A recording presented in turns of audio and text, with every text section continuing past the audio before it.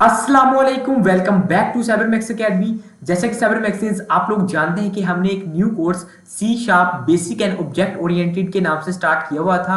Lecture back to back upload हो रहे हैं। अगर आप सीक्वेंस के साथ प्लेलिस्ट को फॉलो नहीं कर रहे तो कर लें, लिंक डिस्क्रिप्शन में दिया होगा। तो ये प्लेलिस्ट आपके सामने है। जैसा कि आप सबको पता है कि स्टार्टिंग के लेक्चर्स में हमने इसकी बेसिक्स पढ़ी थी, उसके बाद हमने ऑब्जेक्ट ओरिएंटेड प्रॉपर स्टार्ट कर दी थी। ठीक है, लेक्चर नंबर 16 से हमने ऑब्जेक्ट ओरिएंटेड प्रोग्रामिंग स्टार्ट कर दी थी और अभी तक 5 लेक्चर्स आ चुके हैं ऊप के। ठीक है, तो आज का जो टॉपिक होने वाला है वो होने वाला है शैलो कॉपी और डीप कॉपी में फर्क। इससे पहले अगर आपको बिल्कुल ही नहीं पता कि ऑब्जेक्ट ओरिएंटेड प्रोग्रामिंग क्या है, क्लास ऑब्जेक्ट्स वगैरह, तो उसके लिए ये पीछे वाले आपको 3-4 लेक्चर अच्छी तरह देखने होंगे। कंस्ट्रक्टर किस तरह से काम करता है, प्रॉपर्टीज क्या है और कंस्ट्रक्टर्स की अप्रोचेस क्या है, ये आपको पता होनी चाहिए। ठीक है, आज के लेक्चर से पहले तो अगर आपने वो देखी हुई है तो well and good. Without wasting our time let's start. तो आज देखेंगे शैलो कॉपी और डीप कॉपी के अंदर फर्क। ठीक है, अब उससे पहले मैं यहाँ पर एक न्यू प्रोजेक्ट बना लेता हूँ। इसमें मैं इसका नाम मैं चले रख देता हूँ शैलो और उसके बाद डीप। ठीक है, और इसको कॉपी भी क्या ही देता हूँ, ये शैलो एंड डीप कॉपी के नाम से मैंने एक फाइल बना दी। यहाँ से कंसोल एप्लीकेशन सेलेक्ट होना चाहिए, यहाँ से विजुअल सी शार्प सेलेक्ट होना चाहिए। उसके बाद आपने कर देना है ओके पर क्लिक। ठीक है, जैसे आप इस पर क्लिक करेंगे तो क्या होगा, आपके सामने ये प्रोग्राम ओपन हो जाएगा जो कि बेसिक प्रोग्राम है, ये आपको पता ही है। और इसके अलावा आपको पता है कि एक एक्सटर्नल क्लास हम बनाते होते हैं। ठीक है, क्लास अलग से बनाते होते हैं और इसी नेम स्पेस के अंदर उसके लिए राइट क्लिक करें, इस पर ऐड पे जाएं और क्लास, और इसका मैं नाम रख देता हूँ, मिसाल के तौर पर स्टूडेंट रख देता हूँ। ठीक है, स्टूडेंट नाम से मैंने एक क्लास बना ली। तो ये हमारे पास एक मेन फाइल है, मेन क्लास है जिसे कहते हैं प्रोग्राम क्लास, और एक है यहाँ पर स्टूडेंट के नाम से। ओके, तो आप सबको पता है कि आमतौर पर हम क्या करते हैं कि पहले एक क्लास के अंदर कुछ एट्रीब्यूट्स वगैरह बनाते हैं, उसके बाद मेन क्लास के अंदर हम यहाँ पर ऑब्जेक्ट क्रिएट करते हैं और कुछ उसको वैल्यूज पास करवा देते हैं जो कि उस क्लास के अंदर जाकर स्टोर हो जाती हैं। तो सबसे पहले मैं स्टूडेंट वाली क्लास के अंदर आ गया। यहाँ पर हम कुछ ना इसकी एट्रीब्यूट्स बना लेते हैं, यानी कुछ फील्ड्स बना लेते हैं। तो सबसे पहले क्या करते होते हैं, एक्सेस टाइप। तो एक्सेस टाइप में इसकी इस बार प्राइवेट रखता हूँ, प्राइवेट, और डाटा टाइप में इसकी स्ट्रिंग रख देता हूँ। और मैं सबसे पहले स्टूडेंट का नेम पूछ लेते हैं। ठीक है, और दूसरा क्या हो सकता है, प्राइवेट, उसके बाद स्ट्रिंग और इसका रजिस्ट्रेशन नंबर REG में रख देता हूँ। ठीक है, ये मैंने 2 फील्ड्स बनाई। और उसके बाद क्या होना है, एक मैं यहाँ पर मेथड लिख देता हूँ जो कि प्रिंट करवाएगा। तो यहाँ पर मैं लिख देता हूँ प्रिंट मेथड, जो कि इन वैल्यूज को क्या करवाएगा, प्रिंट करवाएगा। और यहाँ पर इस लाइन को मैंने कमेंट कर दिया और यहाँ पर मैं लिखता हूँ उस मेथड को पब्लिक, उसके रिटर्न टाइप में रख देता हूँ void। ठीक है, और यहाँ पर इसका नाम है प्रिंट ही रख देता हूँ। और इसके बाद इसमें कुछ आर्गूमेंट्स आएंगे जो कि वहाँ से पास करवाए जाएंगे। और यहाँ पर फिलहाल आर्गूमेंट्स मैं नहीं लिखता, डायरेक्ट हम यहाँ पर मैं उसको प्रिंट करवा देता हूँ जो भी नेम और क्लास होगी। ठीक है, उसके लिए कंसोल डॉट राइट लाइन मैंने यूज़ किया और उसके बाद यहाँ पर क्या लगा दिए, डबल कॉलन, और इसको मैंने किया कॉपी और इसको मैं यहाँ पर पेस्ट कर देता हूँ। ये फॉर्मेटिंग के लिए मैं बार बार पेस्ट कर रहा हूँ ताकि ये जब प्रिंट होके आए तो हमें अच्छी तरह से नजर आए। ठीक है, और इसको मैं यहाँ से कॉपी करके लाइन को यहाँ पर पेस्ट कर देता हूँ और ऊपर वाली लाइन को फिर से यहाँ से कॉपी करके यहाँ पर पेस्ट कर देता हूँ, फिर से पेस्ट कर दिया। ठीक है, तो यहाँ पर क्या कर दिया, सिंपल ये स्क्रीन पर प्रिंट हो जाएगा। लेकिन अब यहाँ पर वही काम करना है कि जो चीज़ प्रिंट करवानी है कि कंसोल डॉट राइट लाइन लिखा, इसके बाद ब्रैकेट्स के अंदर मैं यहाँ पर प्रिंट करवाऊंगा सबसे पहले इसका name, name is equal to, और इंडेक्स रख देता हूँ यहाँ पर मैं 0। ठीक है, ये तो आपको पता ही है ना जिस तरह हम नॉर्मली प्रिंट करवाते हैं। तो यहाँ पर मैं क्या करता हूँ, इसको प्रिंट करवा दूंगा। उसके बाद इसी लाइन को कॉपी करके पेस्ट किया और इसको मैं कट करता हूँ और यहाँ पर इसका नाम मैं रख देता हूँ REG। ठीक है, और इसका नाम यहाँ से रजिस्ट्रेशन और हैशटैग लगा देता हूँ कि रजिस्ट्रेशन नंबर होगा इसका, या इसको आगे यहाँ पर कर देता हूँ। ठीक है, ये सिंपल क्या किया, अभी 2 फील्ड्स क्रिएट किए हैं और एक मेथड लिखा है जो कि क्या करेगा, जो कि ये जो 2 फील्ड्स हैं इसमें जो भी डाटा आएगा उसको प्रिंट करवा देगा। ओके, तो अब मैं क्या करता हूँ, एक ऑब्जेक्ट भी क्रिएट कर लेता हूँ उस तरफ जाकर मेन फाइल के अंदर। ठीक है, तो यहाँ पर मैं ऑब्जेक्ट क्रिएट करता हूँ स्टूडेंट के नाम से, स्टूडेंट, और उसका नाम मैं रख देता हूँ S1। ठीक है, अभी पहला ऑब्जेक्ट क्रिएट कर रहा हूँ तो S1 कर दिया, न्यू, उसके बाद यहाँ पर स्टूडेंट लिखता हूँ और यहाँ पर इसको मैं करता हूँ ख़त्म। ठीक है, अब ये हो क्या रहा है कि स्टूडेंट S1 न्यू स्टूडेंट और ये चीज़ लिखी हुई है। ठीक है, ये बात हमें इतनी तो समझ आ रही है कि ये चीज़ इस तरह से हो रही है। अब मैं क्या करता हूँ, इसको कुछ वैल्यूज यहाँ से पास करवा देता हूँ कंस्ट्रक्टर के थ्रू, लेकिन उसके लिए हमें पहले उस तरफ कंस्ट्रक्टर बनाना होगा। तो यहाँ पर एक कंस्ट्रक्टर भी बना लेते हैं, ठीक है। तो कंस्ट्रक्टर मैं बना लेता हूँ पब्लिक, और कंस्ट्रक्टर बनाना आता है ना, लास्ट लेक्चर में बताया था कि इसका नाम एग्जैक्ट क्लास के नाम से होगा, और इसमें जो भी आर्गूमेंट्स वगैरह पास होने हैं वो आपने करवा देने हैं। तो एक तो नेम पास होगा, दूसरा पास क्या हो सकता है, स्ट्रिंग, इसमें REG होगा, ठीक है।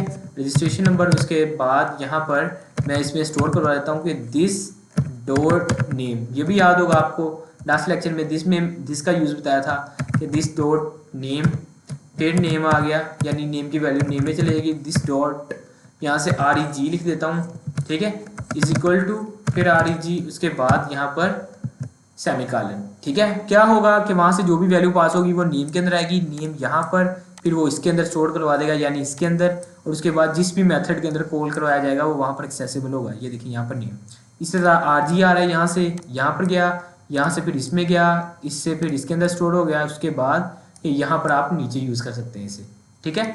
सिंपल ये एक कंस्ट्रक्टर बना हुआ है। तो मैं क्या करता हूँ, यहाँ पर इसको मैं अब कुछ वैल्यूज भी पास करवानी पड़ेगी, कंस्ट्रक्टर बनाया है। तो सबसे पहले उसका नेम मैं मिसाल के तौर पर लिख देता हूँ फरासत, और इसका रजिस्ट्रेशन नंबर मैं अगर यहाँ पर लिखूँ तो यहाँ पर लगाता हूँ सेमीकोलन, और यहाँ पर मैं लिख देता हूँ 22, ठीक है, NTU, उसके बाद यहाँ पर मैं 22 NTU, इसके बाद यहाँ पर मैं 1200 लिख देता हूँ, ठीक है, मिसाल के तौर पर हम ले रहे हैं ना। इसको मैं करता हूँ यहाँ से सेव। अब मैं क्या करूँगा, अभी फिलहाल क्या हो रहा है कि ये वैल्यू यहाँ से पास हो रही हैं इस कंस्ट्रक्टर के थ्रू, इसमें जा रही हैं, और उसके बाद ये यहाँ पर चली गई और ये यहाँ पर प्रिंट हो जाएगा, ठीक है। तो इसको पहले मैं प्रिंट करके भी दिखा देता हूँ कि S1 डॉट, और प्रिंट का फंक्शन चलेगा, और इसको मैं क्या करता हूँ से स्टार्ट, यानी इसको रन करता हूँ, लेकिन अभी भी वो फ्लैश हो रहा है। तो यहाँ पर क्या करेंगे, कंसोल डॉट रीड की वाला हर बार लगाना, जैसे कि आपको बताया था, कंसोल डॉट रीड की लगा दिया, और यहाँ पर लगा दिया मैंने सेमीकोलन। अब मैं इसको रन करता हूँ तो आप देखें, ये देखें आ गया लिखा कि नेम फरासत और रजिस्ट्रेशन नंबर, ये तो सिंपल है। हमने एक ऑब्जेक्ट क्रिएट की, उसमें कुछ वैल्यूज पास करवा दी। अब मैं क्या चाहता हूँ कि मैं एक और ऑब्जेक्ट पास करवाऊँ, ठीक है, मैं एक और ऑब्जेक्ट पास करवाऊँ। तो उसके लिए क्या करेंगे, एक नया ऑब्जेक्ट बनाएंगे, इसी नेम से बनाऊंगा। मैं स्टूडेंट की क्लास के अंदर ऑब्जेक्ट क्रिएट करना चाह रहा हूँ, तो इसका नाम मैं रख देता हूँ S2। ओके, ये बात समझ आ गई। उसके बाद इज इक्वल टू, यहाँ पर मैं अगर एक और ऑब्जेक्ट क्रिएट करना चाह रहा हूँ तो क्या करूँगा, यहाँ पर मैं लिखूंगा न्यू स्टूडेंट, जिस तरह यही ऊपर वाली लाइन एग्जैक्ट वही लिखूंगा ना। तो मैं क्या करता हूँ, यहाँ से इसको कर लेता हूँ कॉपी, और यहाँ पर मैं क्या कर देता हूँ, पेस्ट कर देता हूँ। और यहाँ पर ये जो है ना, यहाँ पर मैं नेम इस बार दे देता हूँ, यहाँ पर अली दे दिया, ठीक है। और इसका मैं यहाँ 1100 इसका रख देता हूँ मैं रजिस्ट्रेशन नंबर। अब क्या होगा, अगर मैंने इसको प्रिंट करवाना है तो मैं इसको प्रिंट करवा देता हूँ S डॉट प्रिंट। ये तो बात समझ आएगा ना। तो क्या हो रहा है कि ये S1 को वैल्यूज पास करवा रहा है, ये S2 को पास करवा रहा है, ये S1 को प्रिंट करवा रहा है, ये S2 को प्रिंट करवा रहा है। रन करके दिखाता हूँ तो ये देख लें, ये पहले उसने फरासत प्रिंट करवा दिया, उसके बाद उसने ये अली प्रिंट करवा दिया, ठीक है। ये बात तो समझ आ गई। ये था इंडिविजुअल ऑब्जेक्ट्स, हमने दोनों को अलग अलग वैल्यूज पास करवाई। लेकिन हम करना क्या चाह रहे हैं, हम कॉपी करना चाह रहे हैं। हम चाह रहे हैं कि जो S2 है ना उसके अंदर S1 का डाटा कॉपी हो जाए, ठीक है। तो अब यहाँ पर दो टर्म्स आएंगी, शैलो कॉपी और डीप कॉपी। सबसे पहले हम देखेंगे शैलो कॉपी क्या करती है। ओके, तो मैं क्या करता हूँ, इस लाइन को खत्म कर देता हूँ वैल्यू पास करवाने वाला। अगर आप चाहते हैं कि S1 का डाटा S2 ऑब्जेक्ट के अंदर पास हो जाए, तो जो शैलो कॉपी का कॉन्सेप्ट है वो ये है कि आप S2 इज इक्वल टू आप क्या लिख दें, यहाँ पर कर दें S1, सिंपल, ठीक है। ये क्या करेगा, S1 का जितना भी डाटा है वो S2 में कॉपी कर देगा। अब देखते हैं इसको प्रिंट करके, यहाँ पर S1 भी प्रिंट हो रहा है और S2 भी प्रिंट करवा रहे हैं। तो देखते हैं कि दोनों का जवाब सेम आ रहा है। अगर तो सेम आ गया तो समझेंगे ये कॉपी हो गया। अब मैं क्या करता हूँ, ये देखें, ये क्या हुआ, नेम फरासत रजिस्ट्रेशन नंबर वही जो यहाँ पर है, नेम फरासत और रजिस्ट्रेशन नंबर यहाँ पर सेम, ठीक है। उसने क्या कर दिया, कॉपी कर दिया। लेकिन यहाँ पर अभी फिलहाल तो आपको कोई प्रॉब्लम नजर नहीं आ रही, लेकिन एक प्रॉब्लम आएगी आगे जो कि मैं बताता हूँ। ये कि अगर मैं नेक्स्ट कोड में यहाँ पर कहीं ये S1 ऑब्जेक्ट की किसी फील्ड का डाटा चेंज कर देता हूँ, मिसाल के तौर पर S1 का जो नेम है वो मैं चेंज कर देता हूँ, ठीक है। तो उससे होगा क्या, उसकी वजह से S2 का जो नेम है वो भी चेंज हो जाएगा, लेकिन वो तो चेंज नहीं होना चाहिए। क्यों? क्योंकि हम चाहते हैं सिर्फ S1 का पहले डाटा कॉपी हो जाए, उसके बाद हमने जाकर कहीं चेंज किया है उसकी वैल्यू को S1 की, तो उसके बाद S2 की क्यों चेंज हो रही है। तो ये देखते हैं इसके पीछे किस तरह से ये काम करती है। तो सबसे पहले तो मैं एक प्रॉपर्टी बना लेता हूँ जो कि इसका नेम को गेट वगैरह करे। तो ये तो कंस्ट्रक्टर बना हुआ है। यहाँ पर इसको क्या करते हैं, यहाँ से कमेंट कर लेते हैं, कंट्रोल के सी दबाकर, हो गया कमेंट। और इसके बाद इसको मैं थोड़ा सा ऊपर लेके चलता हूँ, यहाँ पर मैं एक प्रॉपर्टी बनाता हूँ, ठीक है। और इसकी रिटर्न टाइप पब्लिक ही रख देता हूँ और स्ट्रिंग, ठीक है। और प्रॉपर्टी का नेम मैं चले NAM ही रख देता हूँ, या कैपिटल NAME, ठीक है। या स्टूडेंट नेम रख दें, स्टूडेंट N रख दिया, स्टूडेंट N के नाम से प्रॉपर्टी बन गई। और उसके बाद यहाँ पर वही चीज़ कि सबसे पहले आपको सेट करना होगा, ठीक है। जब सेट करना है तो सेट के अंदर क्या चीज़ होती है, जो चीज़ आपने सेट करनी है कि दिस डॉट नेम लिख दें आप, this dot name is equal to value, ठीक है, वैल्यू। और यहाँ पर गेट के मेथड में आप क्या लिखेंगे, गेट में यहाँ पर लिखेंगे आप रिटर्न करवाते होते हैं, ठीक है। और रिटर्न वैल्यू या रिटर्न नेम आएगा, बल्कि वैल्यू हमने पहले यूज़ करनी है। यहाँ पर क्या आ गया, रिटर्न नेम आ गया। तो ये क्या करेगा, ये सिंपल एक प्रॉपर्टी है जो कि इसके नेम को गेट करेगी। हम यहाँ पर इसके नेम को चेंज करने की कोशिश करते हैं। तो मिसाल के तौर पर मैं S1 का नेम चेंज करता हूँ, S1 डॉट, जैसे डॉट लगाया ये देखें स्टूडेंट N की प्रॉपर्टी आ गई। ये प्रॉपर्टी का कॉन्सेप्ट क्लियर नहीं है तो लास्ट वाले लेक्चर में हमने प्रॉपर्टीज डिस्कस की हैं, तो वो आपने जरूर देख लेना है। इसलिए कह रहा था पहले लेक्चर देखें सीक्वेंस के साथ सारे ये एक चेनिंग लेक्चर्स हैं, तमाम कनेक्ट है। आप एक भी लेक्चर मिस किया तो नेक्स्ट समझ नहीं आएगा आपको, ठीक है। तो यहाँ पर हम क्या कर रहे थे, सिंपल यहाँ पर मैं इसका नाम चेंज करने की कोशिश कर रहा हूँ। तो यहाँ पर मैं क्या करता हूँ, इसको मैं इसका नेम दे देता हूँ यहाँ पर फ़हद, ठीक है। मैंने क्या दे दिया, फ़हद। यहाँ से इसका नेम मैंने फ़हद दे दिया और यहाँ पर लगाता हूँ मैं सेमीकोलन। और अब मैं इसको क्या करता हूँ, यहाँ से इसको स्टार्ट करता हूँ, तो देखते हैं क्या होता है। यहाँ पर हो क्या रहा है कि नेम मैंने क्या है, नेम फरासत दिया है और उसके बाद उसके ये पहले दो मेथड चल गई। नेम चेंज करने के बाद हमें दोबारा इन मेथड्स को कॉल करवाना होगा, ये जो दो मेथड्स हैं, ठीक है, ताकि पता चल सके कि जब कॉपी पहले करवाया था वो तो ठीक है, नेम सेम कॉपी हो गई, लेकिन जब जैसे मैंने S1 का नेम चेंज किया है उसके बाद भी तो मुझे इन मेथड्स को टेस्ट करना है या नहीं, कि क्या कोई फ़र्क तो नहीं आया इसमें, ठीक है। ये मैंने फिर से लिख दिए और इसको मैं क्या करता हूँ, यहाँ पर ना लाइन लगा देता हूँ ताकि अच्छी से डिफरेंस हो जाए, ठीक है। सिंपल यहाँ पर पहले डायरेक्ट कॉपी किया, प्रिंट करवाया, समझ आ गई कि नेम और रोल नंबर दोनों जो हैं वो कॉपी हो चुके हैं। लेकिन मैंने अब पहले ऑब्जेक्ट के नेम को सिर्फ चेंज किया, तो देखते हैं इससे इम्पैक्ट आता है कोई। तो अब देखते हैं क्या होता है। मैं इसको रन करता हूँ तो ये देखें उसने क्या किया, नेम फरासत, यहाँ पर भी फरासत है। यहाँ पर उसने S1 का जो है नेम, S1 का नेम फ़हद कर दिया क्योंकि हमने S1 का किया था, लेकिन उन्हें S2 का नाम भी फ़हद कर दिया। देखा आपने गौर किया इस पर, उसने S1 का नाम फ़हद कर दिया और S2 का नाम भी फ़हद कर दिया। तो ये प्रॉब्लम आती है यहाँ पर। हम चाहते हैं कि जो हम उसमें चेंज करें S1 वगैरह में वो S2 पर इफेक्ट ना करे, तो उससे कहते हैं डीप कॉपी। ये फिलहाल जो हमने कॉन्सेप्ट समझा ये था शैलो कॉपी का, कि आमतौर पर हम डायरेक्ट कॉपी वगैरह कर लेते हैं, हो जाता है, लेकिन जैसे किसी ऑब्जेक्ट को आप एट्रीब्यूट की वैल्यू को चेंज करते हैं तो वो दूसरे ऑब्जेक्ट के एट्रीब्यूट की वैल्यू को भी चेंज कर देता है। तो ये है प्रॉब्लम। अब इसको कहते हैं डीप कॉपी। इसमें अब डीप कॉपी देखते हैं किस तरह से की जाती है।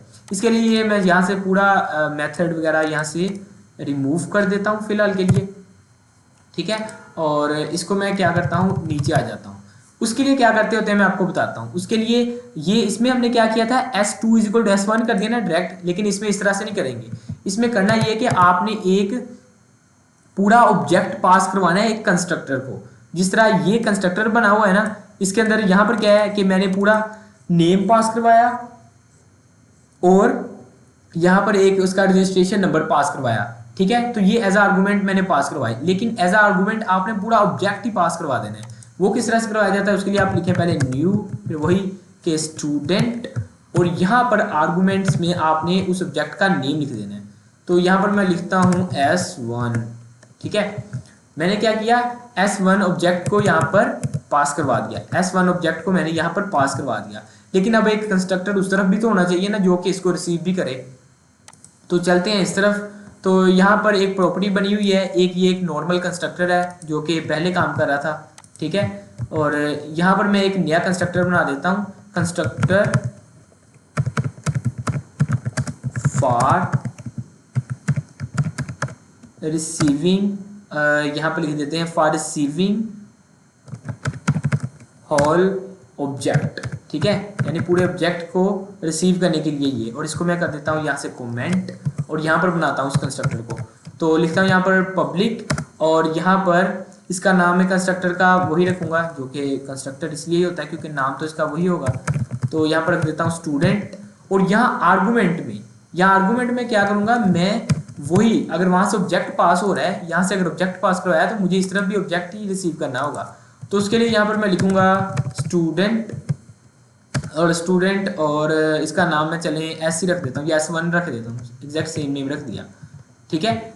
लागी समझ क्या हो रहा है कि वहां से पूरा ऑब्जेक्ट इस बार मैंने पास करवाया है, ये जो पूरा S1 ऑब्जेक्ट है ना, इसको कंस्ट्रक्टर में एज अ ऑब्जेक्ट ही पास करवा दिया पूरे ऑब्जेक्ट को, उस तरफ ये कंस्ट्रक्टर रिसीव कर रहा है।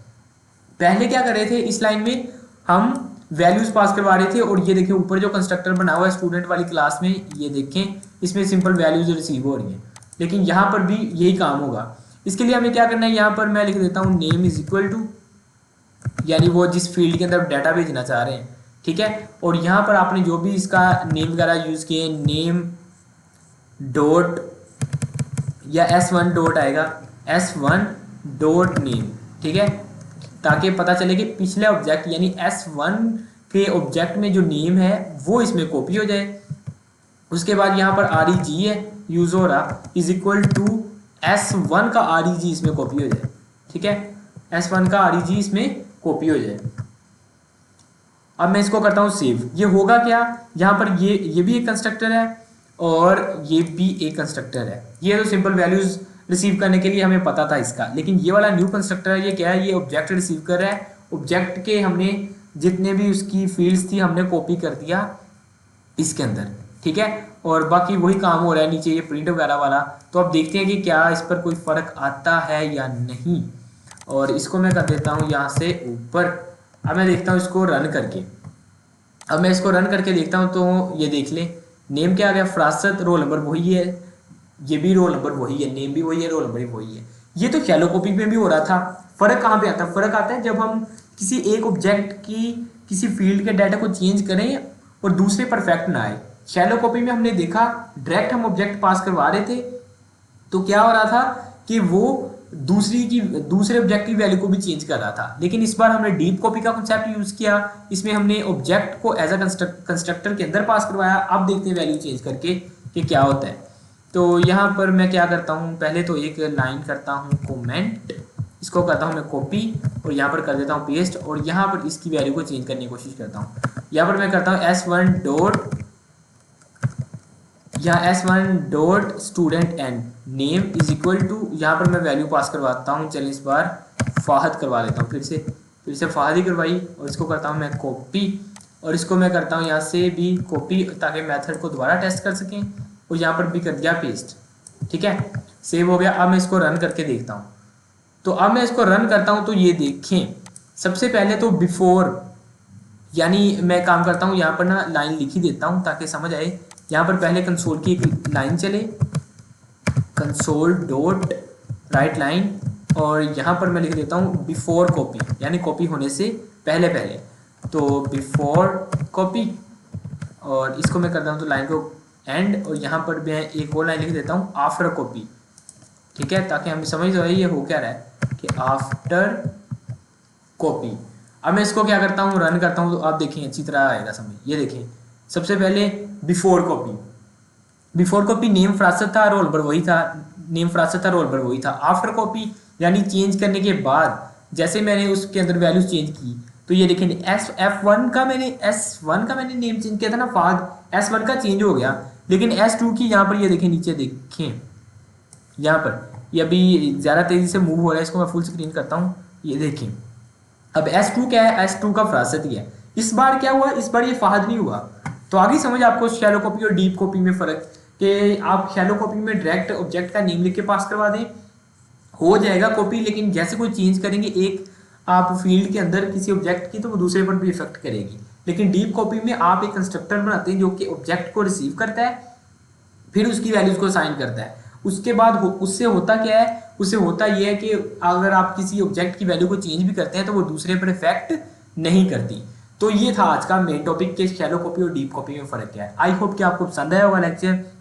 इसी तरह हम इसको कंटिन्यू करेंगे आगे नेक्स्ट लेक्चर में एक नए कॉन्सेप्ट के साथ। तब तक के लिए मिलता हूँ मैं फिर आपको एक नई वीडियो में। इकबाल के शहीनों, अल्लाह हाफिज़।